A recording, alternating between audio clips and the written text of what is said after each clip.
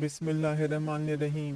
تمام تعریفیں اس اللہ رب العزت کے لیے لائق اور زیبا ہیں جو تمام جہانوں کا بنانے والا اور اسے پالنے والا ہے۔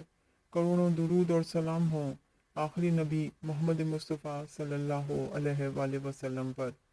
السلام علیکم ورحمۃ اللہ وبرکاتہ ناظرین اور سامعین، آج کی ہماری گفتگو کا عنوان سورۃ المومن کی برکات اور فضیلت ہے۔ اس سورت کو سورت غافر بھی کہا جاتا ہے۔ یہ سورت قرآن پاک کے 24ویں پارے میں ہے۔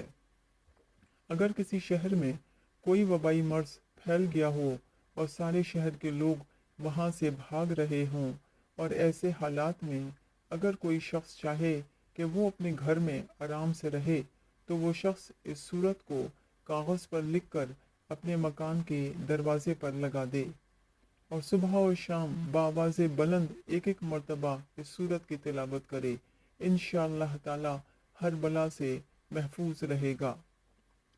اگر کسی شخص کے جسم پر زخموں کی کثرت ہو تو اس سورت کو ایک کاغذ پر لکھ کر بطور تعویذ مریض کو پہنا دیں، انشاءاللہ تعالی بہت جلد شفا نصیب ہوگی۔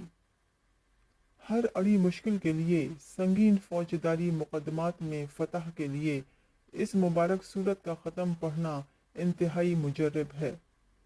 بروز جمعرات 21 یا 23 افراد 2 رکعت نماز نفل حاجت پڑھیں، پھر اول اور آخر 7 مرتبہ درود شریف اور درمیان میں 700 مرتبہ اس سورت کو پڑھ کر دعا کریں، انشاءاللہ تعالی پہلے ختم میں مطلب پورا ہو جائے گا اور مقصد حاصل ہو جائے گا۔